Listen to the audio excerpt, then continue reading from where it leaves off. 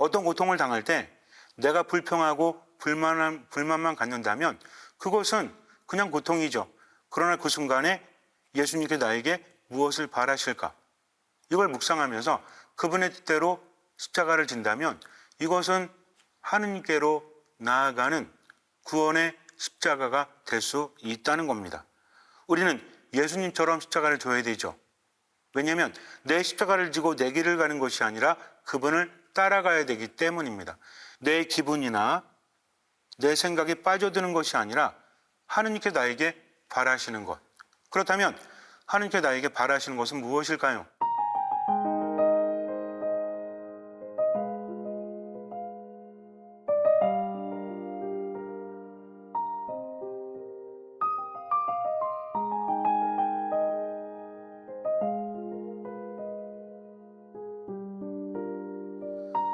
평화방송 시청자 여러분 안녕하십니까? 최왕진 라파엘 듣마신부입니다. 지난 한 주간 주님 안에서 듣는 마음으로 잘 지내셨나요? 제가 여러분들에게 말씀을 드릴 때 듣는 마음이라는 개념이 가장 중요합니다. 듣는 마음은 다른 것이 아니라 내 마음을 다해서 하느님의 말씀을 듣고 그 말씀대로 살아가는 거죠. 오늘도 하느님께서 우리와 어떻게 함께 하시는지 묵상해 보도록 하겠습니다. 제가 있던 어떤 본당에서 예비신자 종합교리를 하는데 한 예비자분이 저에게 말씀을 하시는 거예요. 신부님, 저는 성전 재단 중심에 있는 십자가가 너무 무섭습니다. 그 얘기를 들었을 때 저는 깜짝 놀랐죠. 왜냐하면 그런 생각을 한 적이 한 번도 없었기 때문입니다. 어릴 때 유아 세례를 받고 늘 성당에 있었기 때문에 익숙해져서 잘 몰랐죠. 그런데 그분의 말씀을 듣고 나니까 그럴 수도 있겠다는 생각이 들었어요. 그래서 예수님을 자세히 들여다봤죠. 십자가 위에 참혹한 모습으로 달려 계신 예수님. 어쩌면 신앙의 눈으로 바라보지 않는다면 그것은 처참하고 힘든 모습일 거예요. 그런데 공교롭게도 그 다음 본당에 갔을 때 성전 십자가를 새로 하게 되었는데 상임위원분들에게 제가 말했죠. 어떤 십자가를 할까요? 사실 제 마음속에 준비된 십자가가 있었습니다. 스페인 성지순례를 갔을 때 아주 인상 깊게 보았던 십자가가 있었거든요.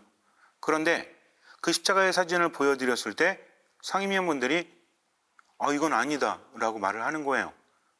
그 이유는 너무 리얼한 모습이었기 때문입니다. 십자가 위에 예수님의 표정이 너무나 고통스럽고 가시관에서 이마를 통해서 흘러내리는 피가 너무나 참혹하게 보였기 때문에 그래서 이건 할 수 없다라고 말을 하더라고요. 그때도 느꼈죠. 십자가를 바라보면서 저마다 다른 생각을 할 수 있겠구나. 어쨌든 다시 예비신자분과 대화를 나눴던 시기로 돌아가서 그때 그분뿐만 아니라 거기에 모였던 모든 예비신자분들에게 제가 한 가지 이야기를 해드렸습니다.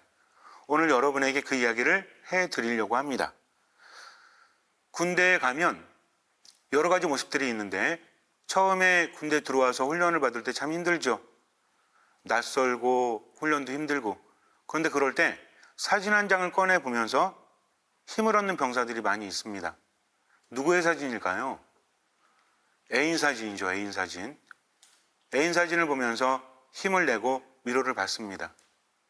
그런데 계급이 올라갈수록 사진을 보는 병사들이 하나 둘씩 줄게 되죠.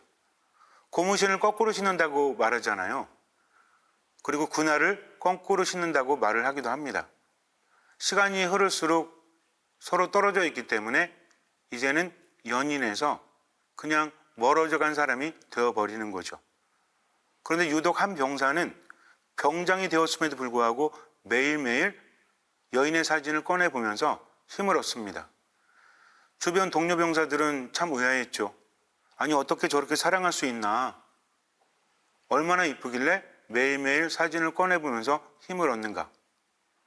병사들이 사진을 보여달라고 해도 그 병사는 보여주지 않았습니다. 그러던 어느 날 그 병사가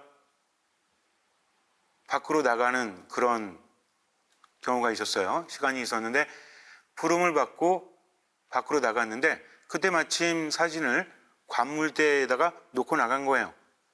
남아있던 병사들은 서로 눈을 마주쳤습니다. 그래, 기회다.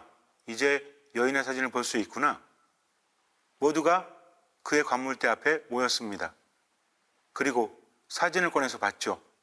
그들은 깜짝 놀랐습니다. 왜냐하면 사진 속의 여인은 매우 아름답고 이쁜 모습이 아니라 화상으로 일그러진 아주 추한 모습을 하고 있었기 때문입니다. 한 30대쯤 되었을까? 병사들은 깜짝 놀랐죠. 아니, 이런 사진을 매일 들여다보면서 힘을 얻었던 거야? 그런데 그때 밖에 나갔던 그 병사가 돌아왔습니다. 사진을 들고 있었던 왕고참이라고 하죠. 가장 높은 병사가 그가 들어오는 것에 놀라서 사진을 떨어뜨리고 말았어요. 들어온 병사는 달려가더니 사진을 집습니다. 그리고 슬피 우는 거예요. 주변에 있던 병사들은 좀 의아했죠.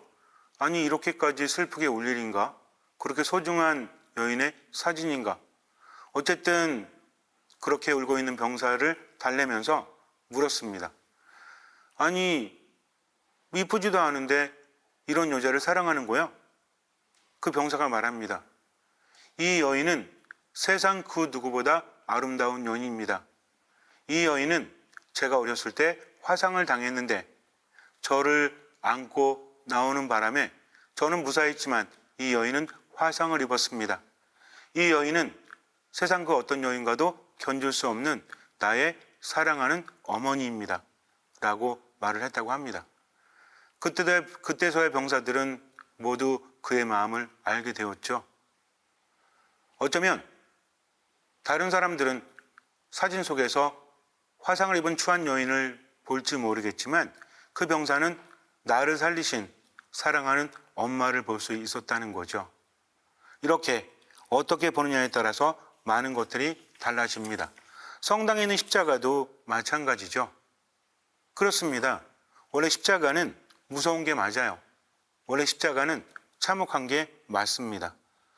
원래 십자가형은 페르시아, 카르타고, 아시리아 등 고대 문명에서 사용되었는데 로마가 이 방식을 받아들여서 가장 비인간적인 처형 방법으로 발전시켰어요. 로마 제국에서는 아무나 십자가형에 처하는 것이 아니라 로마 시민이 아닌 자들, 반란자, 노예, 강도, 극악한 범죄자 등 로마 시민이 아닌 자를 십자가형에 처했습니다. 로마 시민은 참수형이 일반적이었죠. 이렇게 십자가형은 아주 치욕적인 형벌이었습니다. 십자가형의 절차는 5가지로 나눠볼 수 있는데 첫 번째는 옷을 벗기고 채찍질을 해요. 가죽끈 끝에 금속이나 뼈가 달린 채찍으로 매질을 하는데 이때 살이 찢어지고 피가 흐릅니다. 살이 묻어나는 고통이라고 우리가 십자가의 길에서 묵상하는 것처럼 채찍이 끝이 꽂히는 거예요.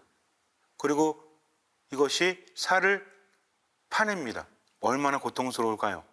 예수님께서도 이런 십자가형 전에 채찍질을 당하셨습니다. 그리고 나서 두 번째로 십자가를 지고 이동을 하는데 가로목이라고 그래요.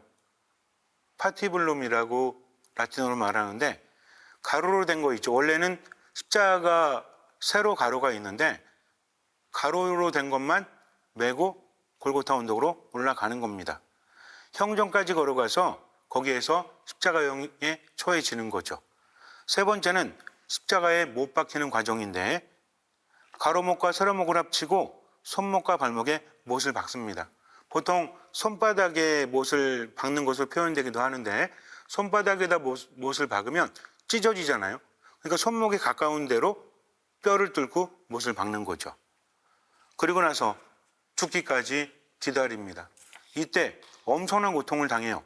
몸이 가라앉으면서 중력에 의해서 가라앉죠. 이때 가슴 근육과 횡격막이 눌려서 호흡이 어려워집니다. 그러다가 질식사에 이르게 되는데 때로는 수시간, 때로는 수일간 고통을 받다가 죽음에 이르기도 한다고 합니다. 이때 5번째로 다리 부러뜨리기라고 하는데 무릎을 꺾어버리죠. 성경에 봐도 예수님과 두 제수가 함께 달렸을 때 로마 병사들이 두 제수의 무릎을 꺾어버리죠. 이것은 도와주기 위한 것입니다. 왜냐하면 빨리 죽어야 되기 때문에 그런데 예수님께서는 무릎이 부러지지 않고 대신 예수님께서 죽으셨다고 판단을 해서 옆구리를 창으로 찌르죠. 그때 예수님의 옆구리에서 피와 물이 흐르게 됩니다. 어쨌든 이렇게 십자가형이라는 것은 공개적으로 치욕을 주는 아주 극심한 고통이다. 단순한 처벌이 아니라 정치적인 메시지를 담고 있죠. 로마 제국에 대항하면 이렇게 된다. 아주 처참하게 죽이는 겁니다. 예수님께서도 십자가형을 당하실 때 그 제목이 유다인의 왕이었잖아요. 로마 법상 반역자. 그래서 예수님은 그렇게 십자가 위에서 돌아가신 겁니다. 그런데 어떻게 본다면 이 십자가의 길은 인생을 의미하죠. 우리가 태어나서 삶을 살아가면서 고통과 절망 속에서 몸부림치다가 결국에는 죽음에 이르게 되니까요. 생로병사 안에서 우린 고통을 당합니다. 아무리 돈이 많은 사람도, 아무리 권력이 높은 사람도 이 과정을 피해갈 수 없죠. 그렇다면 인생이 힘든 이유가 뭐죠? 여러 철학자들, 문학가들이 질문을 던져왔죠. 우리는 아주 명확하게 그것을 알고 있습니다. 바로 죄 때문이라는 거죠. 죄라는 것은 어떤 도덕적인, 윤리적인 것을 넘어서는 겁니다. 죄의 본질을 알아야 되는데 죄라는 것은 하느님의 말씀을 따르지 않는 겁니다. 교만하기 때문에 그분의 말씀에 불순명한다는 거죠. 결과는 무엇이죠? 하느님의 말씀을 듣지 않았기 때문에 그분 안에 머물 수 없는 겁니다. 하느님 안에서 누렸던 모든 것들을 이제 상실하게 된다는 거죠. 그게 죄의 결과예요. 어쨌든 중요한 것은 인간은 하느님의 뜻에 불순명함으로써 하느님 안에 머물지 못하고 죽어야만 되는 존재, 죽음은 세상에 고통과 함께 왔습니다. 그런데 예수님께서는 이거를 지켜볼 수 없는 거죠. 가끔 죄에 대해서 이야기할 때 어렵다라고 하시는 분들이 있는데 제 경험을 하나 말씀드릴게요. 친구 신부님과 함께 20년도 더 전에 노천탕에 간 적이 있었어요. 한겨울에 노천 온천에 간 적이 있었는데 벽이 쳐져 있고 그리고 마당은 아니고 잔디도 있고 또 바닥에 돌도 있고 거기에 탕이 있어요. 들어가 있는데 눈이 옵니다. 눈이 아름다운 거예요. 왜냐하면 탕 속에 들어가 있기 때문이죠. 몸이 따뜻하니까 눈이 낭만적인 거예요. 눈을 맞으러 밖으로 나갔습니다. 처음에는 시원했죠. 그런데 시간이 흐를수록 점점 추워지는 겁니다. 몸의 온도가 급격하게 떨어지면서 눈이 아름답지 않았어요. 추워 죽겠는데 눈이 아름다울 리가 있겠습니까? 그때 탕 속에 다시 들어갔죠. 몸이 따뜻해져요. 눈이 또 아름답습니다. 이와 같다는 겁니다. 하느님 안에 머물 때는 모든 것이 아름다울 수 있죠. 왜냐하면 치유받고 보호받고 또 충전되기 때문에 여기서 충전이라는 것은 하느님께서 채워주신다는 것을 의미해요. 생기가 넘치는 겁니다. 그런데 하느님부터 멀어지면서 점점 온천에서 멀어질 때 몸이 추워지고 눈이 아름답지 않게 되는 것처럼 세상 모든 것들이 힘들게 느껴지는 거죠. 이것이 결핍에서 오는 겁니다. 하느님 안에서 충만되지 못하니까 점점 결핍되어지고 고통을 당하는 것. 그 끝이 죽음이라는 거죠. 예수님께서는 이걸 지켜볼 수 없으십니다. 하느님은 나를 나보다 더 잘 아시고 나를 나보다 더 사랑하시기 때문에 그래서 하느님께서는 우리가 어떻게 할 수 없는 것을 아시니까 대신 당신의 하나뿐인 아들 독생성자 예수 그리스도를 세상에 보내신 거죠. 예수님은 온전한 인간이 되십니다. 그리고 십자가의 길을 가신 거예요. 그런데 이 십자가의 길에서 가장 중요한 것은 희망이 없다는 겁니다. 인간은 희망이 있다면 얼마든지 이겨낼 수 있어요. 그런데 십자가의 길은 어떻게 되는 거냐면 매를 맞고 십자가를 지고 언덕까지 올라간다고 할지라도 기다리고 있는 것은 죽음이라는 거죠. 아무 희망이 없어요. 그때 인간은 힘들어집니다. 세계 2차 대전 때 유대인들 수용소에서 있었던 일들 우리가 많이 알고 있죠. 그런데 여기에 코만도스라는 사람들이 있어요. 이 사람들은 뭐냐면 독일어로 작업반, 명령받은 집단을 의미하는데 2차 대전 당시에 유대인 포로들 중에서 몇 명을 뽑는 거예요. 그들에게 작업을 시키는 겁니다. 근데 이런 코만도스 중에서 죄넌 코만도스라는 사람들이 특별히 있는데, 이 사람들은 한마디로 말해서 특수 작업반이에요. 유다인들을 뽑아서 그들로 하여금 다른 유다인들을 가스실로 안내하는 거죠. 그리고 사람들이 죽었을 때 그 시신을 옮기고 태우는 작업을 수행합니다. 또한 시신에서 금리, 비금속, 머리카락 등을 분리하는 작업을 해요. 유해를 처리하고 죄를 뿌리거나 은폐 작업까지 담당했다고 합니다. 그런데 이들에게는 양질의 식사가 제공되었고, 옷도 깨끗하고 좋은 옷, 그리고 침실도 아주 좋게 제공이 되었다고 합니다. 하지만 이들은 몇 개월 가지 못해서 자살을 하거나 병들어서 죽었다고 해요. 그 이유가 무엇이죠? 자신들도 유대인들이잖아요. 그리고 죽어가는 사람들도 유대인이고, 즉 자기도 이제는 죽게 될 거라는 절망이 삶을 살아가지 못하게 만든 거죠. 아무리 노력하고 안간힘을 써도 나아지지 않는 절망적 상황은 인간의 몸과 정신과 마음과 영혼을 무너뜨립니다. 십자가가 바로 이렇다라는 거죠. 예수님께서는 십자가 위에서 외치십니다. 마태복음 27장을 보면 오후 3시쯤에 예수님께서 큰 소리로 엘리 엘리 레마 사박타니 하고 부르짖으셨다. 이는 저희 하느님 어찌하여 저를 버리셨나이까? 라는 뜻이다. 즉 예수님께서는 십자가 위에서 하느님께 버림받음을 외치면서 돌아가십니다. 이것은 어떤 의미일까요? 어떻게 본다면 이것은 절망적인 표현일 수도 있지만 그렇지 않죠. 몇 가지 중요한 것이 있는데, 일단 예수님은 십자가 위에서 완전히 버려지시는 거예요. 원래 우리 인간들이 죄 때문에 버려져야 되는데 예수님은 죄가 없음에도 버려지십니다. 모든 인간을 대표해서 모든 인간을 담아서 예수님께서 외치시는 거죠. 이로 인해서 죄 없는 무지한 예수님의 죽음을 통해서 우리의 죄가 용서되는 겁니다. 한마디로 원인과 결과로 인해서 원인이 뒤바뀌는 거죠. 그런데 이때 예수님께서 외치신 말씀은 시편 22장 2절의 말씀이에요.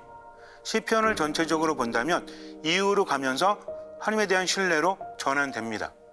즉 예수님의 이 말씀은 절망이 아니라 하나님에 대한 신뢰, 시편 전체를 통해서 봐야 한다는 거죠.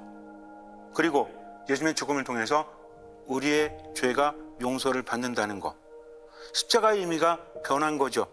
원래 십자가는 죽음과 저주, 그러나 이 의미가 생명과 구원으로 바뀝니다. 왜 그런 걸까요? 예수님께서 달리셨기 때문이죠. 마태복음 27장 50절에서 51절을 보면 예수님께서 십자가에서 돌아가실 때 성전 휘장이 위에서 아래까지 둘로 찢어졌다고 합니다. 성전 휘장이라는 것은 인간과 하느님을 구분해 놓는 두꺼운 천이었죠. 약속의 계가 모셔져 있는 지성소에는 하느님이 계신 곳 일반인은 절대로 들어갈 수 없습니다.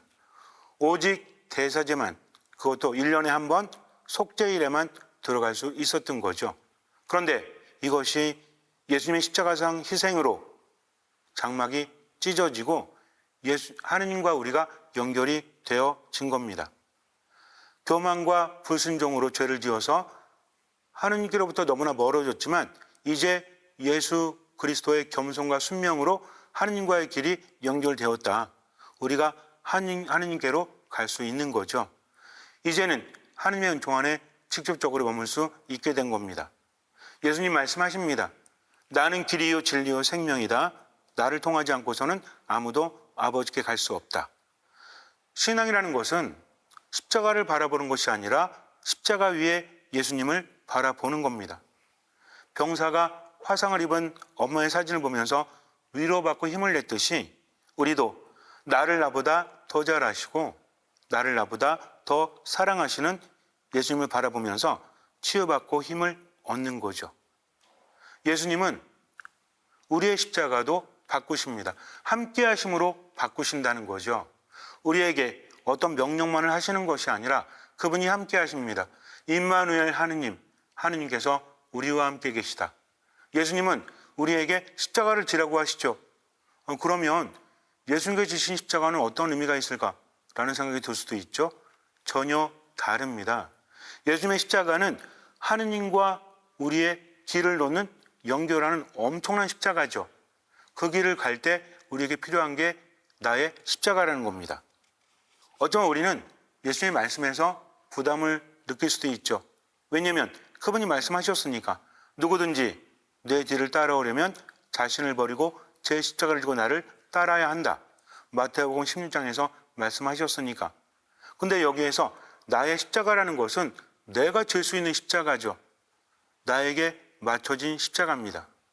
물론 십자가이기 때문에 결코 만만하거나 쉬운 건 아니에요.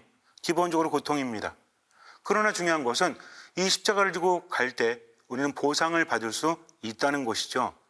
예수님께서 우리에게 주시는 보상입니다. 그래서 십자가를 질 때 당하는 고통은 창조적인 고통이요, 희망이 있는 고통이라는 거죠. 그렇다면 십자가하고 아닌 것의 차이는 뭘까요? 우리가 고통을 당한다고 해서 무조건 십자가라고 할 수 없다는 거죠. 중요한 거는 그 위에 예수님께서 계신가, 예수님께서 계시지 않느냐, 바로 이것입니다. 어떤 고통을 당할 때 내가 불평하고 불만만 갖는다면 그것은 그냥 고통이죠. 그러나 그 순간에 예수님께 나에게 무엇을 바라실까? 이걸 묵상하면서 그분의 뜻대로 십자가를 진다면 이것은 하느님께로 나아가는 구원의 십자가가 될 수 있다는 겁니다. 우리는 예수님처럼 십자가를 져야 되죠. 왜냐하면 내 십자가를 지고 내 길을 가는 것이 아니라 그분을 따라가야 되기 때문입니다. 예수님처럼 십자가를 지면 돼요. 예수님께서는 십자가 위에서 나의 하느님 어찌하여 나를 버리셨나이까 라고 하시기도 했지만 또 다른 말씀도 하셨죠. 루카복음 23장 46절을 보면 예수님께서 큰 소리로 외치셨다. 아버지, 제 영혼을 아버지 손에 맡깁니다. 완전히 절망적인 상황일지라도 예수님처럼 모든 것을 하느님께 맡기는 것이 중요하다는 거죠. 내 기분이나 내 생각에 빠져드는 것이 아니라 하느님께 나에게 바라시는 것. 그렇다면 하느님께 나에게 바라시는 것은 무엇일까요? 여러 가지가 있겠죠. 그러나 오늘 우리는 데살로니가 1서 5장 16절부터 18절까지의 말씀을 통해서 하느님께서 우리에게 무엇을 바라시는지 묵상해 보겠습니다. 언제나 기뻐하십시오. 끊임없이 기도하십시오. 모든 일에 감사하십시오. 이것이 그리스도 예수님 안에 살아가는 여러분에게 바라시는 하느님의 뜻입니다. 우리 왜 기뻐해야 되죠? 왜 기도해야 되죠? 왜 감사해야 되죠? 하느님께서 바라시기 때문입니다. 하느님께서 바라시는 것은 첫 번째 예수님 안에서 살아가는 거죠. 어떤 상황일지라도 십자가를 바라보는 것이 아니라 그 위에 계신 예수님을 바라보면서 예수님의 뜻대로 모든 것을 맡기고 지금을 살아가는 거죠. 두 번째는 그렇게 하면서 삶의 태도 세 가지를 우리는 실천해야 된다는 겁니다. 할 수 있는 만큼 보이는 만큼. 그게 뭡니까? 기뻐하는 거죠. 기도하는 거죠. 감사하는 거죠. 왜? 좋은 일이 있어서? 아니죠. 하느님께서 함께 하시기 때문입니다. 힘든 상황을 불평하며 부정적으로 살아간다면 그건 그냥 예수님 없는 십자가입니다. 그러나 예수님을 바라보면서 기뻐하고 기도하고 감사하며 살아간다면 그것은 예수님 있는 십자가이죠. 잠시 눈을 감으세요. 성당 안에 걸려있는 십자가의 예수님의 모습은 참혹한 사형수의 모습입니다. 고통과 죽음에 처한 처절한 인간의 모습이죠. 그러나 우리는 그 모습에서 깊은 하나님의 사랑을 봐야 합니다. 우리를 너무나 사랑하시어 우리 대신 순환과 죽음을 선택하신 하나님의 사랑에 모든 것을 맡기고 지금을 살아가십시오. 지금 우리가 처한 고통과 죽음이라는 십자가를 바라보는 것이 아니라 그 십자가 위에 계신 예수님을 바라보면서 희망을 가지고 나의 생각과 감정과 표정과 행동을 주님께 봉헌하며 할 수 있는 만큼 보이는 만큼 언제나 기뻐하고 끊임없이 기도하고 모든 것에 감사하며 사십시오. 나머지는 주님께 맡기십시오. 주님께서는 그 믿음을 보시고 우리 삶에 놀라운 기적을 일으켜 주실 것입니다. 아멘.